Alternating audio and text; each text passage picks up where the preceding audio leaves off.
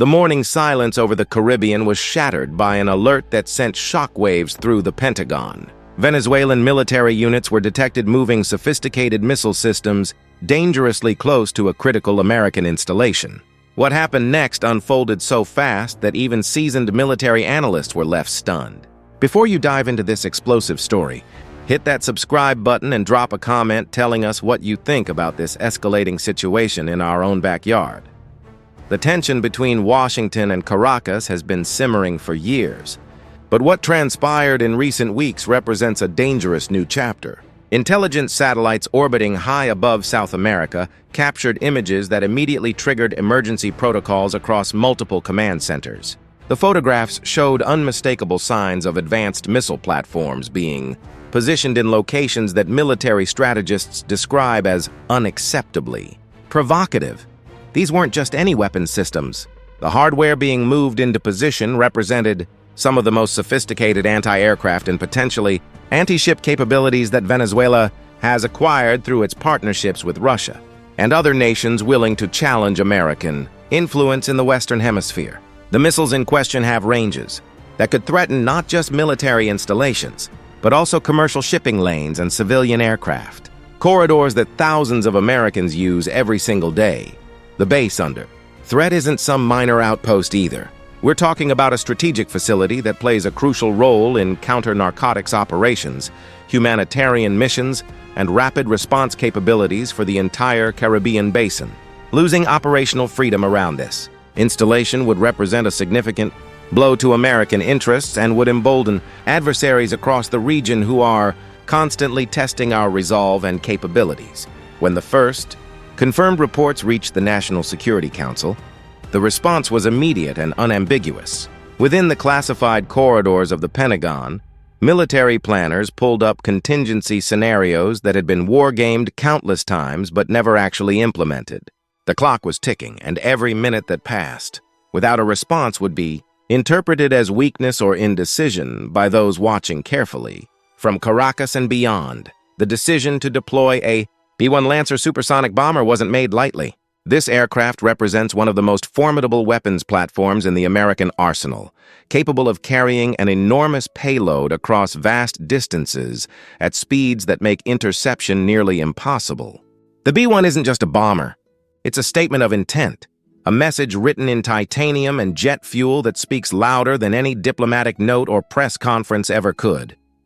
The bomber took off from its home base with a full combat load, its 4 powerful engines roaring to life as ground crews completed final checks in record time. The crew had been briefed on their mission parameters, and they understood the gravity of what they were being asked to do. This wasn't a routine training flight or a symbolic gesture. This was a direct response to what military commanders assessed as a clear and present danger to American personnel and interests. As the B-1 streaked through the sky, covering hundreds of miles in mere minutes, Venezuelan radar operators suddenly found their screens lighting up with contacts that they had hoped never to see. The bomber's approach was detected, but the speed and altitude at which it operated left very little time for any kind of effective response. This is exactly what American planners intended. The message needed to be delivered before anyone on the ground could fully process what was happening. The bomber didn't need to fire a single weapon to accomplish its mission. The mere presence of this aircraft, demonstrating the ability to reach Venezuelan airspace within minutes of a perceived threat, sent a crystal-clear signal about American capabilities and determination. The Venezuelan missile sites suddenly found themselves potentially vulnerable to a precision strike that they would have almost no ability to prevent or defend against. Back in Washington, senior officials monitored the situation in real time through secure communications channels. Every radar track, every radio transmission, every movement on the ground was being analyzed by teams of experts trying to anticipate what might happen next. The risk of miscalculation in these situations is always present, and nobody wanted this show of force to accidentally trigger something much larger and more destructive. The geopolitical context surrounding this confrontation is complex and goes back decades. Venezuela sits atop some of the world's largest proven oil reserves, yet its economy has collapsed under the weight of corruption, mismanagement, and international sanctions. The current government has maintained power partly through aggressive anti-American rhetoric and by positioning itself as a defender against supposed foreign aggression, making moves like this missile deployment politically useful even if militarily questionable. Russia's role in all of this cannot be overlooked. Moscow has been supplying Venezuela with advanced weapons systems for years, using the country as a foothold in the Western Hemisphere and as a way to needle Washington in its traditional sphere of influence. Every missile battery, every radar system, every military advisor sent to Caracas represents another chess piece in a much larger game being played between nuclear superpowers. The timing of this particular crisis is also significant. With global attention focused on conflicts in other parts of the world, some analysts believe that Venezuela's leadership calculated that they could make aggressive moves without facing serious consequences. The rapid American response suggests that calculation was seriously flawed and that Washington has no intention of allowing challenges to go unanswered regardless of what else is happening on the world stage. Military experts who have studied this incident point out several concerning aspects of how it unfolded. First, the fact that Venezuela felt confident enough to move these missile systems so openly suggests they may have received assurances or encouragement from external powers. Second, the speed of the American response indicates that contingency plans were already in place and that intelligence monitoring of Venezuelan military movements is far more comprehensive than publicly acknowledged. The B-1 bomber's flight path took it through airspace where it could demonstrate American reach without actually violating Venezuelan sovereignty. A carefully calculated route that maximized the psychological impact while minimizing legal complications. The aircraft's radar signature alone would have been enough to cause alarm among Venezuelan air defense crews who suddenly realized how exposed their positions actually were. In the hours following the bomber's mission, diplomatic channels heated up with urgent communications.